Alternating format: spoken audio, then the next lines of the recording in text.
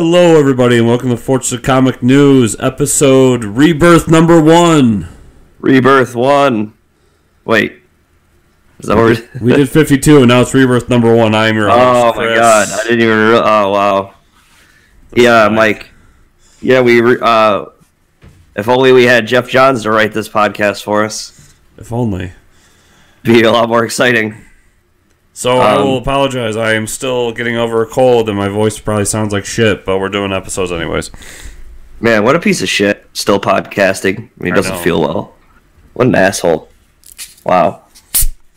I'm still going to enjoy a nice pep. All right, so this episode, we usually talk about comics. We usually talk about our very exciting lives. Today we're going to talk about our Star Wars review. Looking forward to this. Yeah, Star Wars 8. I've only seen it once. I saw it opening night. I'm really surprised about all the hate going on online right now. Mostly like the hardcore Star Wars fans are getting really upset about it, which I don't feel that way at all.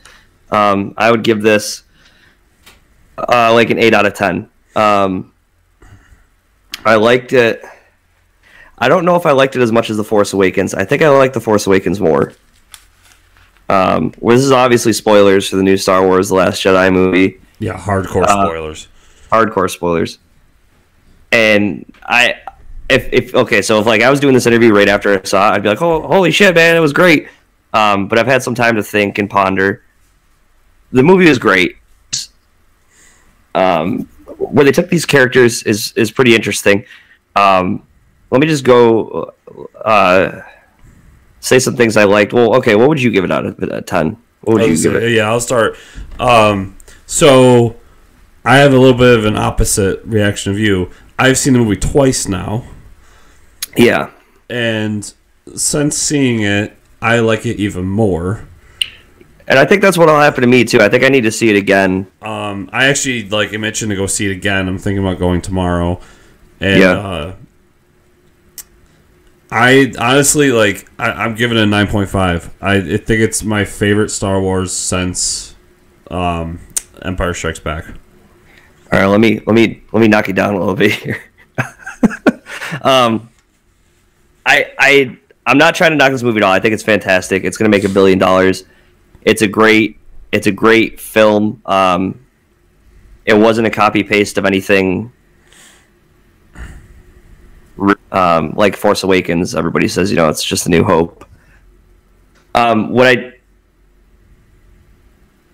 Because there's only a couple things that I didn't like. The added, I'm gonna call it like quotes like Marvel humor.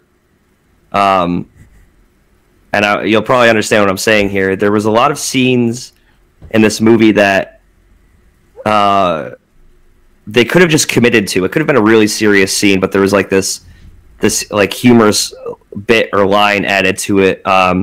Like towards the beginning of the movie, Poe Dameron is hacking the systems of one of the Star Destroyers, and he kind of like is messing with General Hux.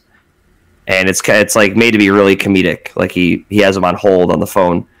And yeah, it was funny, but it was like, it really, I don't know, it's just weird to see that type of scene with a character like General Hux.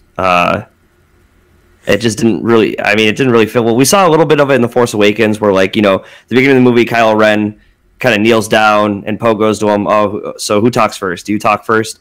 Like that kind of humor is fine. It's really quick, which you had it in the original Star Wars trilogy, right? You had Han Solo making these really quick one-liners, but this, I don't know, it just felt really forced to me. Like they just kept going with it. Like, oh, do you get the joke? Like, do you get the joke? Are you getting the joke now? And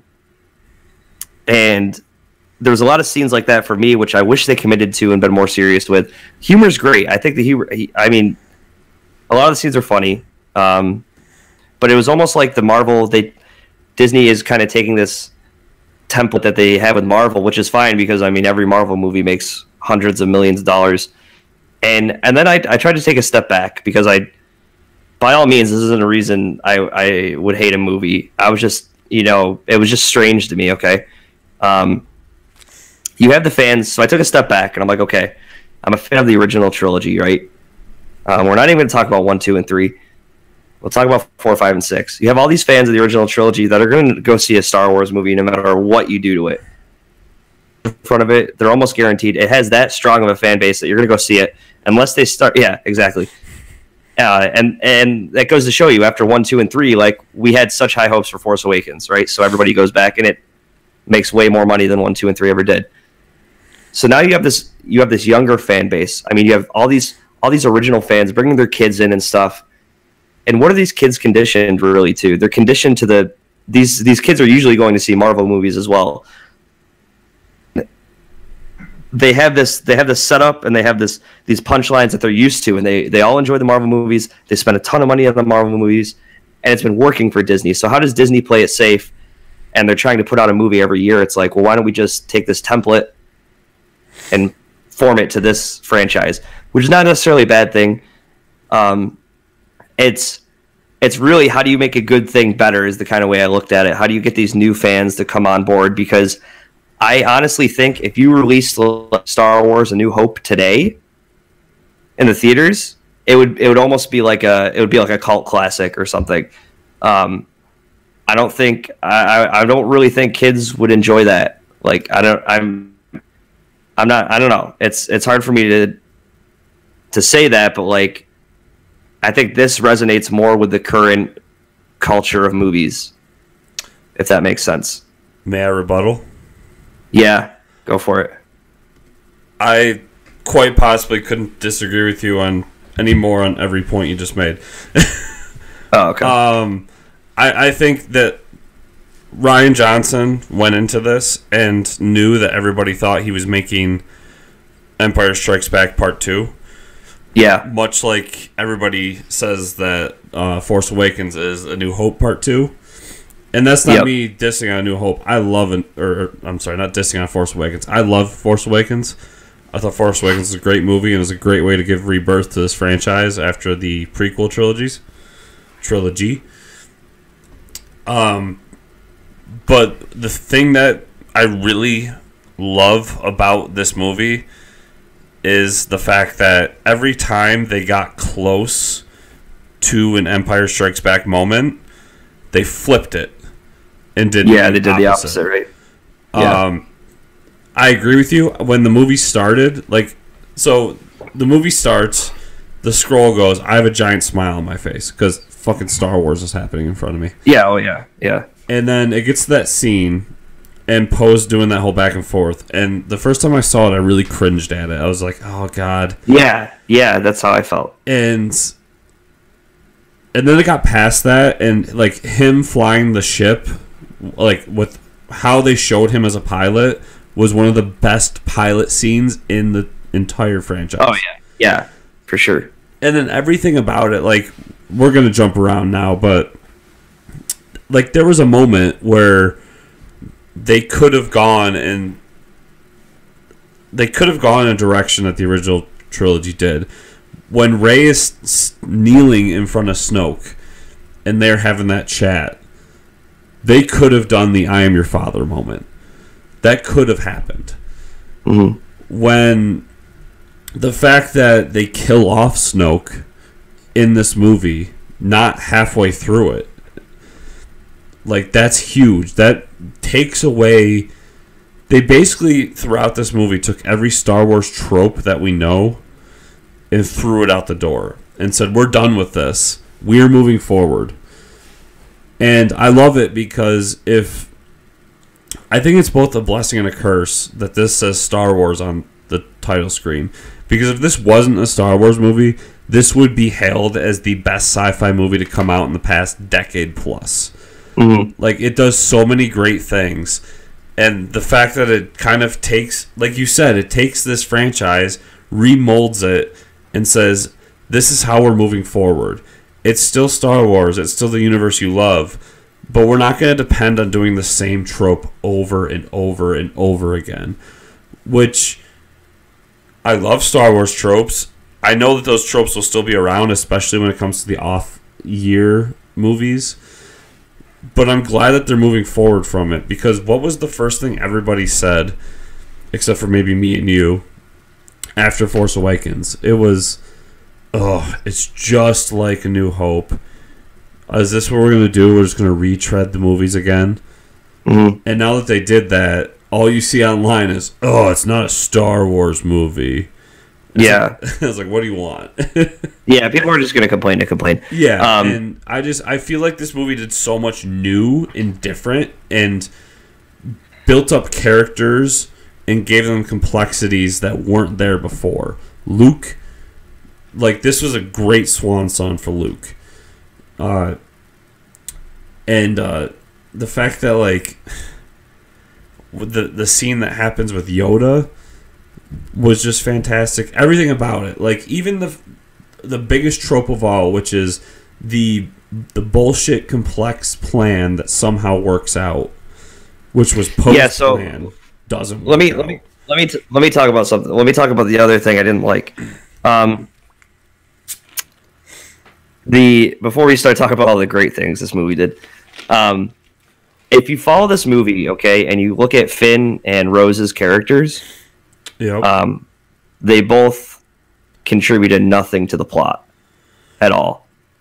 He wakes up from cry. I almost kind of wish that Finn. I mean, yeah, he had an awesome battle with Phasma, which is epic.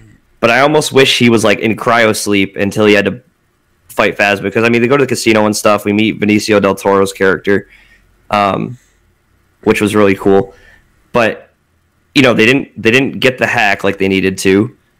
And he like betrays them, and then they get back to the planet, and they kind of they almost die again. And it was like, what did they do besides get a bunch of people killed throughout the movie? I do agree. Like the B plot that includes everything that happens with Poe and Finn. Yep, was my least favorite part of the movie. Yeah, that could have been taken out. I mean, plot holes are in every movie, and you can tear them apart however you want. Mm-hmm. But like that whole thing didn't need to happen, because all that needed to happen was, and I forget her name already, but purple-haired woman. All she needed to say was, "This is our plan. This is what we're doing. So shut the fuck up and go do your job," instead of just like throwing out like, "This is rank. Do your job and get out of here." Like, I don't get why she didn't just say it, but that's for the sake of story. So I do agree that subplot, the only thing that came out of it was the very end of the movie when they showed that the Resistance isn't these people and these ships. They're everywhere. They're these people that are downtrodden. And it wasn't a coincidence that kid used the Force at the end. Oh, yeah, no. And I almost wonder, too, like, they're like, well, where do they go from here? I almost wonder if that's where Rian Johnson's going to take his other trilogy. Is the end of the movie, we see a Force user, and that's his trilogy. But this movie did something interesting. Like, we find out that Rey's parents come from nothing, whether Kylo was telling the truth or not. I mean, he's a Sith, so like, why should he tell the truth? And whether or not he actually knew who her parents were, we don't know that. But what the hell was I saying? Oh, yeah. So I mean, the fact that everybody had all these crazy conspiracies about who her parents were, and then they ended up being nothing. We know that the Force, if it's true, the Force comes from just people that, I don't know if they're strong-willed or just everyone can be in tune with the Force. But the whole interaction on the island with Luke, where we find out that he's not the legend that everybody talks about, right? That, the legend of Luke Skywalker. Well, we find out how Luke Skywalker really is as a character. But he has a discussion with Rey, and she literally goes right to the dark side because it's giving her the answer to who her parents are, and then she finds out, oh well, the dark side doesn't have the answers. It's just a plot for me to join them and become a Sith Lord. But I was not expecting Yoda to show up, and it wasn't just like CGI Yoda from 1, 2, and 3. It was master puppet Yoda. And I think that created the best dialogue between him and Luke in the whole movie, where they talk about that is our greatest. What is it? He talks about the master, giving way to the student, and how defeat or failure is our last lesson. Almost, it was it was a really good speech that he gave, and then he said, like, Luke's trying to burn the Jedi Temple. This is after Rey leaves, and there's nothing in that temple that Rey already has or already doesn't have. And he thought that meant like, oh, like she's got the spirit of a Jedi. No, she literally stole the books in the Jedi Temple, and they're in the Millennium Falcon, because they show that scene where they open a drawer and the books are in the drawer. And with my favorite line of the movie being, "Page turners, they were not." Yeah, page turners, they were not. So Yoda can confirm that the Jedi scripts are very boring books. Yeah, so I guess overall it's fantastic. Let's talk about some of the awesome stuff. Well, let me backtrack a little bit through what you were saying. I think Rian Johnson's trilogy, I think they pulled a fast one on us. I think what he's doing now is he's not making a trilogy involving the Skywalkers, but he's setting up the next 3 movies. Mm-hmm. Yeah, I really do think that Rey's parents are nobody, and I really like that, because it brings back the mysticism of the Jedi Order. Because non-fans always hear us complain about midichlorians, and they always oh, I don't get the big deal. But what was so great about the Jedi Order in the original trilogy was that it was almost like a mysticism that anybody could be a Jedi. Anybody can. All you need is the will and the strength and blah, blah, blah, blah. And then midichlorians came in and it was kind of like, no, you were destined to do it all along. But with Rey not having a lineage that's quote-unquote important, it builds that back up, because that means you could be just a person born of nothing, of nobody, and move my hands around a lot and I'm knocking shit over. And and still be this great, powerful Jedi. So I really like that, and I think that that's what Rian Johnson's going to do, is he's going to make 10, 11, 12. But they're going to leave the Skywalkers behind. So that's my thoughts there. So you can move on with what you were liking. Yeah, I mean, I think it was cool how we think, so the rebellion is just left on there's only a few of them left on the Millennium Falcon. It's like, no, they've sparked the what does Poe say? Sparked the light that will ignite the rebellion or something like that. And the whole Snoke thing, I almost want to say that I don't really think Snoke is dead.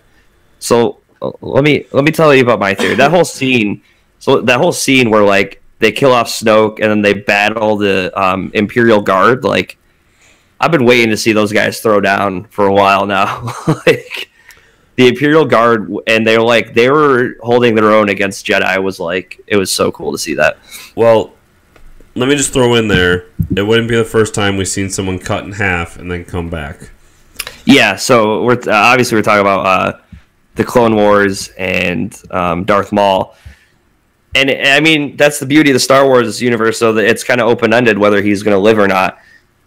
There's a scene in the movie where they're trapped in the base, and the guy, the salt commander, confirms that it's salt for us and not a snow planet. Where Luke steps out in front of the AT-ATs, and if you've ever read Dark Empire from Dark Horse Comics, one of the best, I think, 6-issue miniseries of a Star Wars comic. It's kind of like Luke is older. He's in tune with the Force. He kind of lands his X-Wing almost like panel for panel, like I was reading that comic again. He walks out and he crushes an AT-AT with the Force. And I think that's what we were all expecting. And even not only the fans were expecting that, but the people in the base, they had this, the legendary Skywalker is going to come in and save us, and he's like, "What?" And Luke even says that in the movie. What do you think is going to happen? I'm going to walk in with that laser sword and start swinging around. So, and it ends up being a Force projection, which I did not see coming at all. No, not at all. And he ends up killing himself from it. And if you think, okay, so here's my theory. So we go back earlier in the movie, and throughout the movie, Rey and Kylo have these interactions where they're connected through the Force. We later find out that Snoke has been connecting them, making projections of them. And Kylo says in the movie, he goes, "You're not doing this on your own." To Rey, he goes, "Because you would be dead. It would kill you." Which we find out what happens to Luke. He dies, or he becomes one with the Force. Now I'm wondering if that puts it must supposed to put a damper on your body to connect to two people like that. So I'm wondering if like Snoke was already on his way out. I mean, you look at his body; the guy's got like a crack in his skull, right? I mean, he's not gonna be. I wonder if his plan this whole time was to. I mean, Kylo is the ultimate villain. He's everything I wanted Anakin to be in the 1, 2, and 3. He's like fully committed to being evil now. I think he'll be way more powerful than Snoke ever was. But if you go back to the Dark Empire comic really quick, and I almost have to say that Rian Johnson must have seen this panel, because I look at the shot and it was like beautifully done. I'm like, this guy has read Dark Empire easily. The plot to Dark Empire is like the Emperor is still alive because like they keep killing him, and he transfers his body to clones of himself. So my theory wants to be like that. He's going to come back in a cloned body. I don't know. I don't know if that's going to be true, but it almost like, if he's such a powerful Sith Lord, right? And I get it, like he gets cut by the lightsaber. It was a moment of he was like really into being like, yes, I have the power. And every time we see a Sith Lord like struck down, it's almost always because they believe they're invincible, and they let it go to their head. And they as much as they say like, you need to kill your family, you can't be emotionally connected to anyone to become a Sith Lord, the time when they die is like when their emotions come into play. Like he was like loving the fact that he had won and Rey had been defeated, and he was like mocking her, and that he dies because he was too into himself right there. So I think I'm just talking way too much about Star Wars, but the failure of most Siths is pride, and that's exactly, pride. That's the word I was looking for. Thank you. And just so you know, because people might chat in and say it, but Dark Empire was a novel as well. So, okay. It was a trilogy of novels, actually. The Snoke thing, like, I wonder about that too. Like, there's no way he's just gone, because it seems really weird to just say, he was an important factor in everything going on, and then to be like, yeah, and you all want to know who he was, we'll do a novel or a comic about it, which, like, to me is fine. I'll read it, it's cool. But it seems like kind of a letdown for the casual fan. Yep. I really like that scene after Snoke goes down, and you're talking about like the guards start attacking. To see Rey and Kylo back to back fighting, was one of the best scenes in the movie. Like, well choreographed. I mean, when we went to the midnight, or the late whatever, the opening night showing of it, when Kylo grabs the saber and just flicks it on real quick and puts the hole in the guy's face. It does like the headshot. Yeah, the theater like are cheering. Yeah, like that scene right there. Like, I'm getting chills talking about it. The throw, and where he just like, it's like, and what happens. Like, that's the Disney way of showing a headshot. The whole I verbally was like, holy shit, and like everybody in the theater was like, what? Like, are we really seeing this right now? There's so many moments like that though, and we're kind of all over the place to talk about the movie. But Luke, I was so worried about Mark Hamill. Like, he's a fantastic actor now, and I was so worried about the time difference, and like, Harrison Ford has done a lot of acting between reigniting his character, and he nailed it as Luke Skywalker. And the part that really hit home for me, and it hit home for a lot of people, was when he goes onto the Millennium Falcon on his own, and he sits down and R2-D2 turns on, and he immediately goes back to the Luke Skywalker that we see in A New Hope, where he's like R2, and he's got the voice, and he's got like it's him, and it's like, holy shit, like that was an emotional scene, because like it brought us back to the original Luke, and it was like, wow, it still is him, like it still is the Luke that we know. So actually, I want to rewind a little bit because it just popped in my head again. When you were talking about Luke projecting himself and him passing, I think it's also important to note and notice that earlier in the movie, we had that scene between Luke and Rey, where Rey finally became in tune with the Force and was feeling everything in the Force. She says specifically, "I saw everything, but I didn't see you."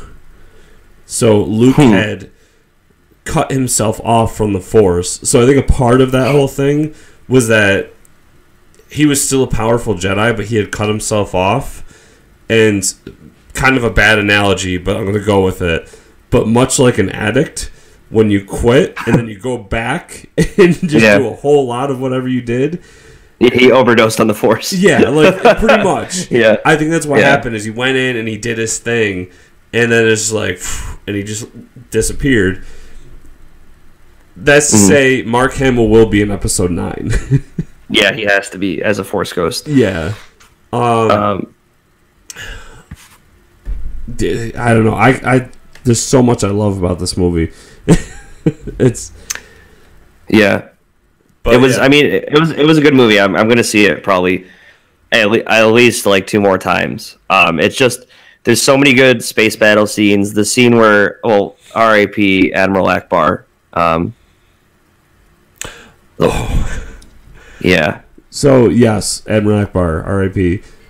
There's 2 scenes I want to talk about because one, it got both times I saw it, it got like a hush in the theater, which was when once again can't remember her name, a purple-haired woman goes into Lightspeed and takes out. Oh yes, yeah, that was another scene where I was like, holy shit! Like I looked at the people I was with, I was like, did like, because it's complete silence, and you see we see the Admiral sacrifice herself and take out the fleet by going into light speed right at them, and that was like one of the most beautiful shots I've ever seen in cinema. I was like, holy shit. Yeah. And then what was the other one I was going to bring up? Oh. So this is a scene that I really like, but I also like to make fun of. When Leia like Supermans her way back into the ship. Yeah, that was kind of ejected into space. Yeah. So, as a hardcore Star Wars fan, I understand what happened there. Like, Leia has a connection to the Force. It's just different from a Jedi. And when she was ejected, much like a Jedi can use the Force to kind of enhance their body in certain ways, she was able to basically shield herself and give her enough energy and air to get back to the ship. But I was like, I'm watching it, I go, that's awesome. I wonder what like a quote unquote normie would think of this scene. Yeah. It just feels like she just wakes up and kind of like whoosh, and Superman's back into the ship. I mean, I think most people realize, I mean, she's in tune with the Force, but it was a little strange to see. Like maybe if they gave us something beforehand, like her like in her office, like spinning something with the Force, maybe, or just some type of like notion that like, okay, we get it. Like, yeah, she can do some simple Force stuff, or she's been training herself, or she can. I don't know. But all in all, it sounds like we both really liked it. Yeah, for sure. And I mean, but still, I got to see it a couple more times. The lightsaber battles are great. Benicio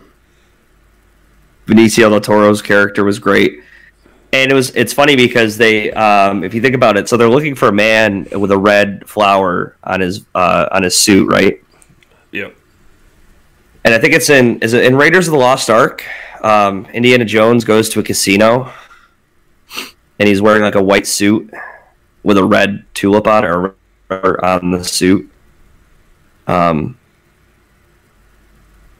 cannot remember, but it's definitely it. Either I've seen it a couple times, but I'm pretty sure the casino has like a Star Wars reference name in it too. I can't remember which Indiana Jones movie it is, but yeah, so that was definitely a reference to Harrison Ford's character. Yeah. At least Indiana Jones, and there was like, there's so many cool things. The little porgs, apparently they use the porgs to because the island that they did the filming on with Luke and Rey, there's actually little creatures that they had to like CGI out, so they just used the porgs to like cover them up. That's the other thing we didn't get to. Yeah. Porgs are fantastic. Yeah. So I'll ask you first. Too much porgs, not enough porgs, just right porgs. A little too much porgs, I think. I agree. I think they took over a little bit too much. Yeah. But there's one scene in this movie that should not be in the movie, goes on way too long, and yeah, it's one of my favorite scenes. And it's Chewie holding a cooked porg, about to eat it. And the baby porg looking at it like... Yeah, and then like a bunch of porg reactions would be like, what the fuck are you doing? Yeah. There's another scene we had to talk about that went on for way too long. Was Luke like milking whatever that was. It was almost like Kevin Smith is like, this is the scene I want in the movie. And I didn't realize, was it blue milk? I couldn't tell. Was it milk blue? It was? No, okay, so now it was green. It was green, okay, so we still don't know where blue milk comes from. Bantha milk, right? But it was definitely a throwback to that. Yeah, to the blue milk. So we see him milking, and he's like chugging it, and then he moves on or whatever. Yeah, I mean, it was great. I can't wait for all the rest of the Star Wars movies. I think we touched on all the great parts. I mean, Kylo. Yeah. Kylo was really he stole the show again. Phasma was awesome. Phasma killed it and then died. And I almost for a second thought that, okay, we'll talk about this scene really quick before we wrap up. Where Finn was like ready to sacrifice himself, I almost thought he was going to die for a second. Like I was really considering it that he was going to sacrifice himself. But then when you think about it, it really means the characters come full circle, right? Because when we first find him in Force Awakens, he's literally running from the Empire.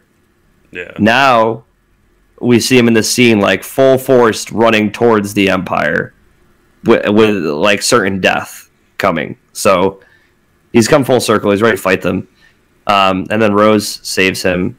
There's got to be more to this Rose character with the whole. I don't know. I think that was him coming full circle in the story too, where he was running away from the ship. And then it showed him kind of running towards the action. And him saying in the beginning, like, I'm not a hero. I just happen to be in the right place at the right time. And then him kind of proving that he is the hero that everyone thinks he is. Yeah. Rose is definitely going to be way more important in the next movie. The kiss scene with them, I don't know how I felt about that. That I'm weirded on because there's a weird romance going on here because there's obviously a Rey and Kylo Ren thing going on.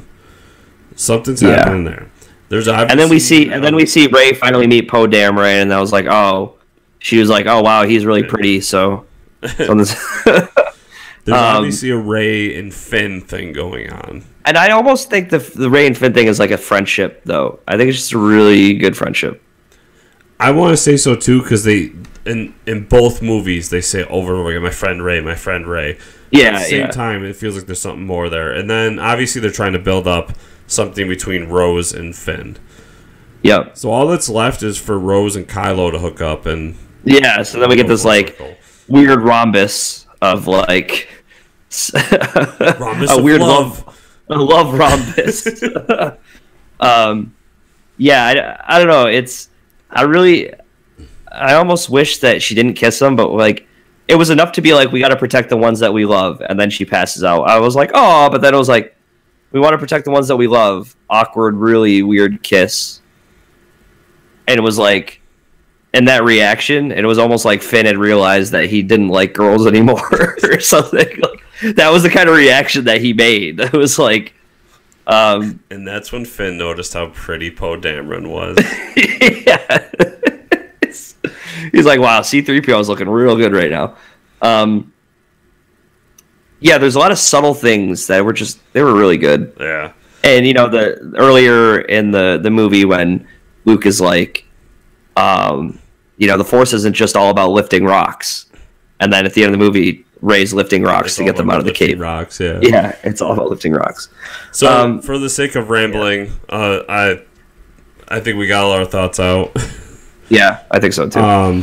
So, yeah, we both liked it. So, everybody, just go to forcecomicnews.com, find everything there, and we'll see you all next week.